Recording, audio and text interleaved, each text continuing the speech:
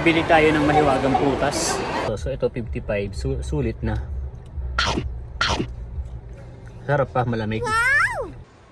Para ang tao ng 1960. Bounce.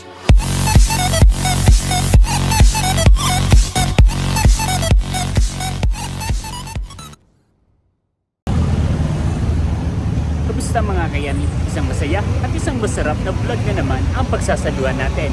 For today's episode ay nasa work na po tayo. Break time natin ngayon. Dahil break time natin ay bibili tayo ngayon ng pagkain dito sa may palengke. Let's go!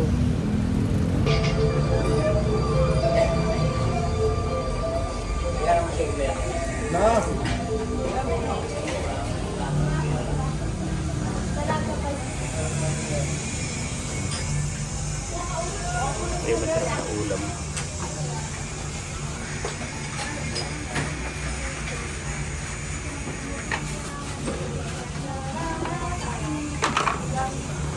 Ito na lang. Isa nga po rito. Balot, oo. Saka dalawang kanin.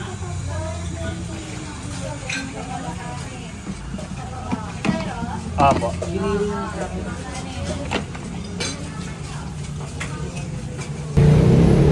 Ayan. So, nakabili na po tayo ng pagkain natin. Dalawang kanin, isang ulam. At syempre, may free na sabaw. Kakain na po tayo mga kayami. Let's go! Nandito na ulit tayo sa loob ng Robinson Batabon. Continuous pa rin yung event ng ng Hammerhead tsaka BNY. Yung Hammerhead, meron silang men's fashion up to 50% discount. Tapos yung Hot Deals naman ng BNY up to 70% discount. Tapos dito sa pinakang main event center, meron namang Micaela Flash Sale. Nag-start sila nung December 8, bali hanggang December 14. Up to 70% discount din sila. Mga men's sandals. Ito, mga men's sandals. Tapos may mga for ladies. Yan. Pero wag kayong bibili rito. Sa Word Balance kayo bibili. Sarap.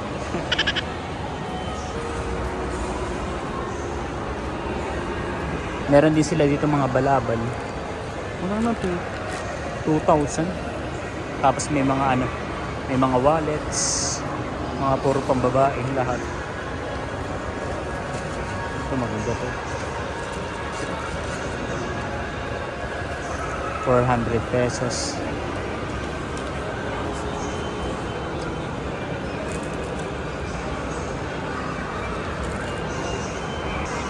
Bukod sa mga wallet, meron din silang mga magagandang bags.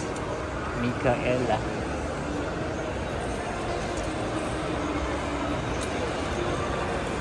Ayan.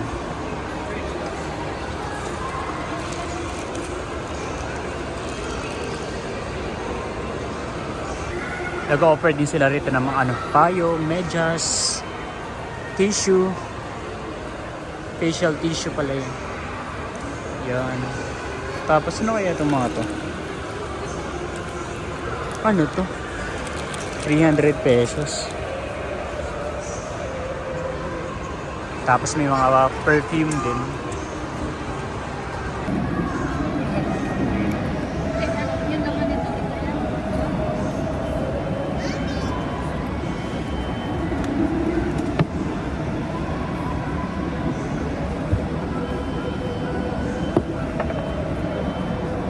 Mas mabango to.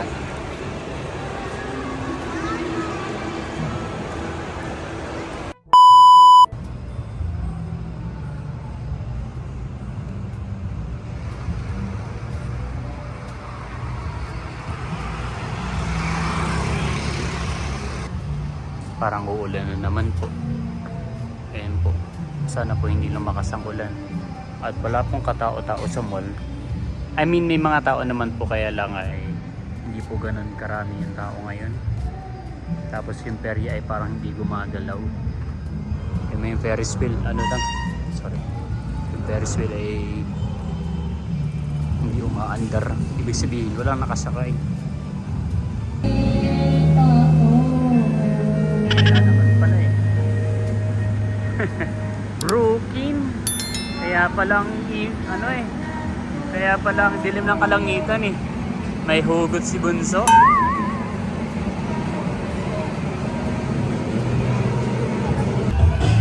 Kahit po sa peryahan ay kakaunti pa po ang tao. Siguro iniisip po baka po umulan. Kaya kakaunti pa po yung mga pumupunta ngayon. Halos wala pa pong gumagalaw na mga rides. Vikings, itong umbrella, Caterpillar, Hangover, wala pa pong wala pa pong masyadong tao. Ayan. Medyo nararamdaman ko nga po ay pumapatak ng ulan. Babalik na po tayo sa store at isasend natin itong kaganapan na walang masyadong tao. Kahit sa Bingguhan po ay walang tao.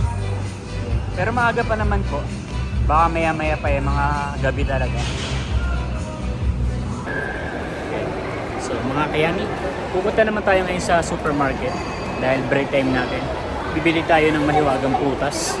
Tapos bibili rin tayo ng ibang mga condiments na wala na sa bahay.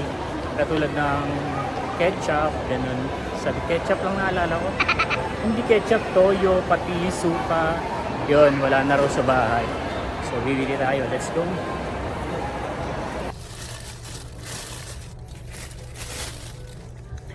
Ayan mga kayami, nakabili na nga po tayo ng kaunting groceries at ang paborito nating prutas. Let's go. Kain po. Ito po ay merienda na natin. Bali tapos na po tayo mag-lunch.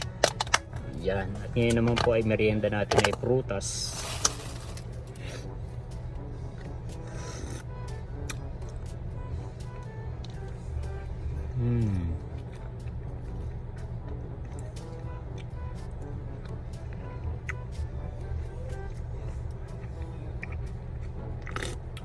Yan. Bali ang halaga po nito ay 55 pesos. Yan, assorted na po yung prutas. Meron pong meron pong ubas, may saging, pineapple, watermelon, tsaka kung ano-ano pa. Minsan may dragon fruit, minsan may strawberry. So depende po kung ano yung mga nasisira. Kung ano yung mga inaano nila doon, hinihiwa-hiwa. Kasi nasa isip natin kapag mga ganito, yung may mga konting damage na prutas, para hindi nila matapon or ma-pull out as damage na or sira na, ay hinihiwa-hiwa. Pero hindi ko sigurado kasi hindi pa ako nagtatrabaho sa supermarket.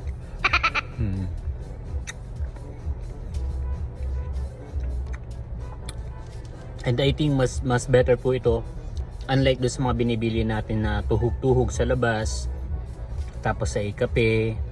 Yan, kapag bumili po kasi tayo ng kape sa labas, tapos tinapay, so halagang na rin naman siya, 50 to 70 pesos. So ito 55, sulit na. Sarap pa, malamig. Wow!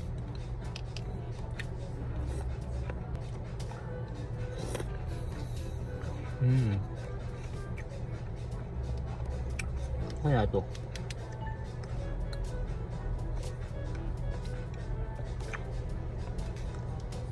Hindi ko alam kung ano yun.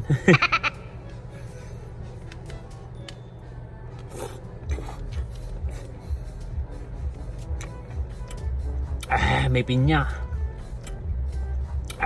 May pinya. Hindi pa ako masyadong mahilig sa medyo maasim na prutas. Much later. Pauwi na po tayo na bahay mga kayani. May nakita tayo na nagbebenta ng balot. So bibili po muna tayo. Let's go. Dalawang balot. Tapos dalawang penoy. Yung penoy yung walang sabaw.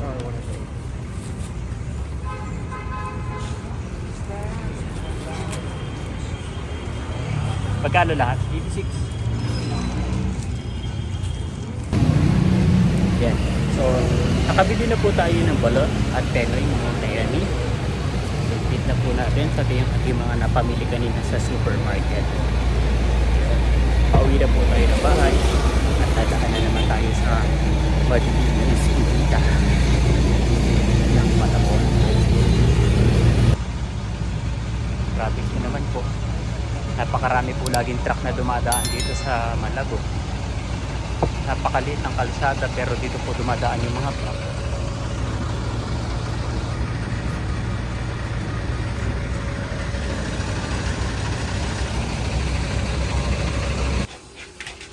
Uno! Uno! Tuwan-tuwa ang Uno ah. Uno! Tuwan-tuwa si Uno ah. Uno!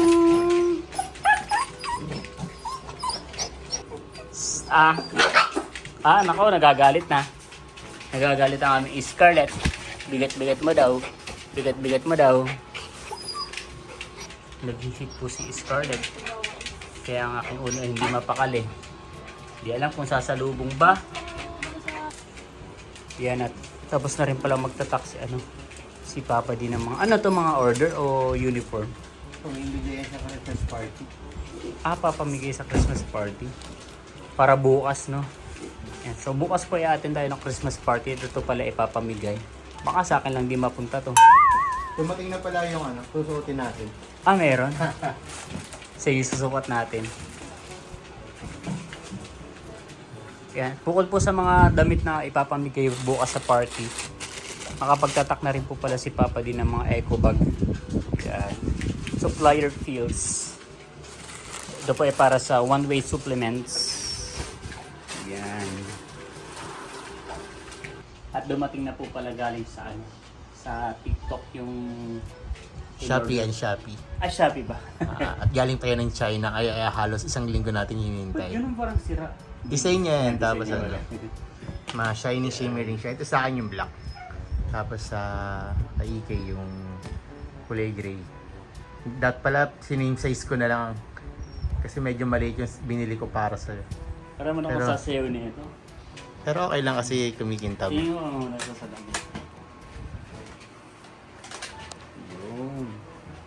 Ganda naman siya. Ano kaya bagay na ano rito? Sa pants. Ko lang alam. Pilihan mo rin ako. Pipilian na lang natin mamaya. Yan. So bukas po ay ng Roshan. Christmas party ng Roshan at ang team ay Shining Shimmering Splendid. Ayan. Kaya may mga ginawa tayo mga souvenir para sa darating na na book up para may mga souvenir yung lahat ng mga attend ng Christmas party. At yung tema natin ay Shining Shimmering. Maganda siya. Parang pwede rin siyang pambahay, panglakad, no? Panglakad. Oo, kasi ang ganda ng... Minamaganda ko yung design niya. Yan, parang kulang na ako sa bicep. Parang pwede ko rin isukat. Ito naman po yung kay Papa D. Wow. Parang mas... Gusto ko yung black.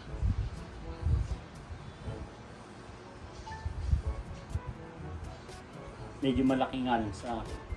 Sa akin na lang to kasi may ipapakita ko sa'yo. May in-order din ako sa TikTok.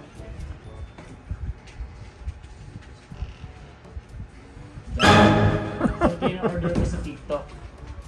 Yan o. Oh. Pag sinabi mong Shining Shimmering, ito na yun. Elvis Presley.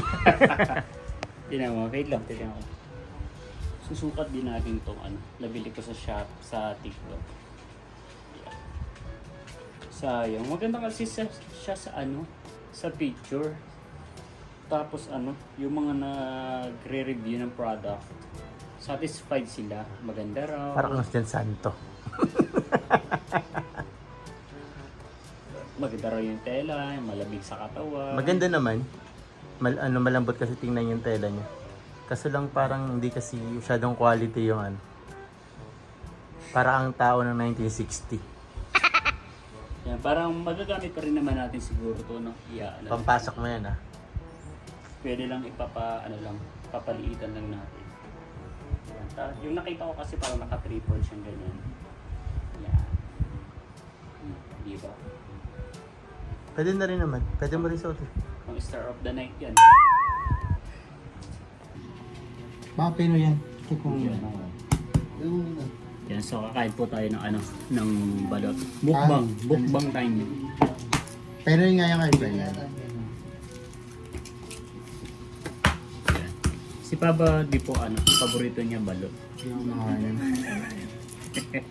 Sa kabaliktaran niya, hindi po siya kumakain ng balot. Pero may vlog ka dati nung kumain ka ng ano, ng balot. Sarap. Lalagyan natin ng suka. Saka po ng asin.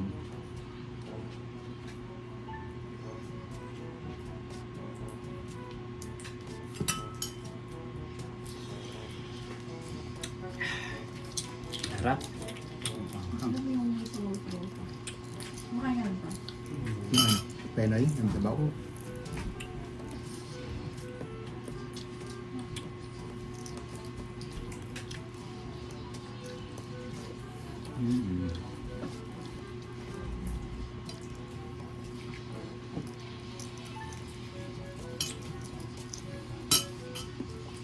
Hindi ko kasi maintindihan ba't may mga tao hindi kumakain ng balot. Siyempre may sisiw, may buto.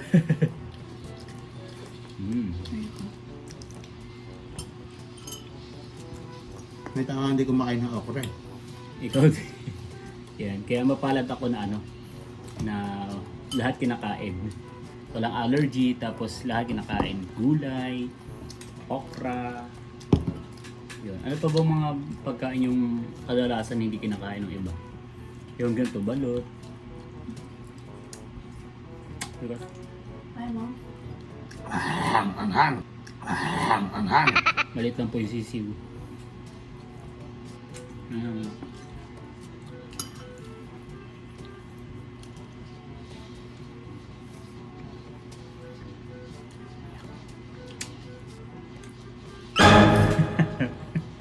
Kita lang. Napakabasustansya. May isa pa.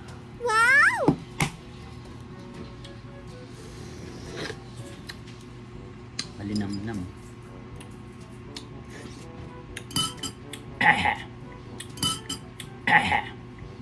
Sarap na suka nila. Masarap yung suka kaso sobrang anghang.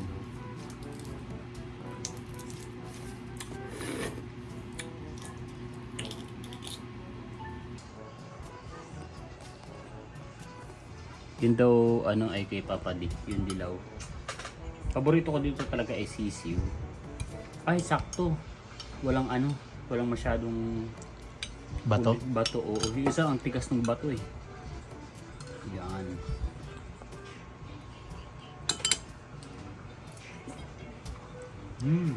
Harap. Ayan. Dito ko na rin tatapos yung vlog na to, no? Yan. Tapos kanina nga pala may nakachat akong subscribers. Yan, tuwang-tuwa siya. Nakachat ko siya. Tapos sobrang dami ng conversation namin. Gusto nilang ma-meet si na Ate Nels. Yan yung family namin. Yung family natin. Tapos kaya lang nahihiya silang pumunta. Magpakita. Sabi ko sige po kung nahihiya kayo, kami na lang po ang dadayo. Taga Tondo lang daw pala sila, malapit sa Tondo Church. So, sa mga next year ay pupunta tayo sa kanila. Yan. Shoutout po ma'am. Alam ko po nanonood kayo. Yan. So, dito ko na rin po tatapusin ng ang vlog na to. Again, maraming salamat po sa lahat ng patuloy na nanonood at sumusuporta, hindi lamang sa aking channel, kundi sa buong Timitik.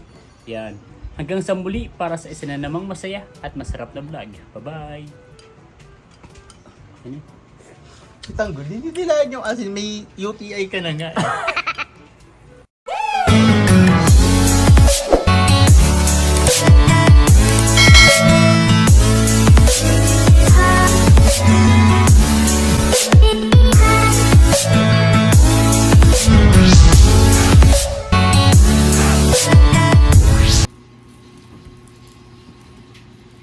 Kaya may kulang pa sa credit card 1-3. Sa ano na lang yun? Tatapusan pa naman yun. Nabayaran mo na ba yun? Hindi pa. Hindi pa. Kahit sa susunod na sahod na lang. Pero kung anong banggilin ng bablog Ikat mo na. Ang sakit ng likod ko.